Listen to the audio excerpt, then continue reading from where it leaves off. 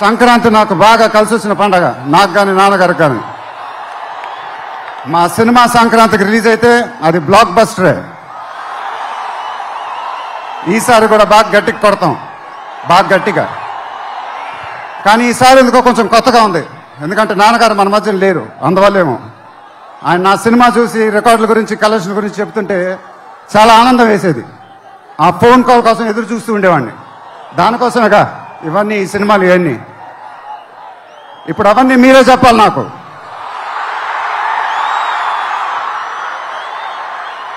ఇక నుంచి మీరే నాకు అమ్మ, మీరే నాకు నాన్న, మీరే నాకు అన్ని. మీ ఆశీస్సులు, అభిమానం ఎప్పుడు నా దగ్గరే ఉండాలని మనస్ఫూర్తిగా కోరుకుంటున్నాను. Thank you, thank you, thank you.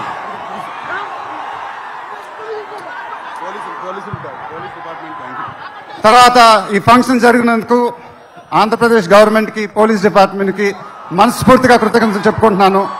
వాళ్ళే లేకపోతే ఈ ఫంక్షన్ జరగదు. Thank you so much sir, thank you so much.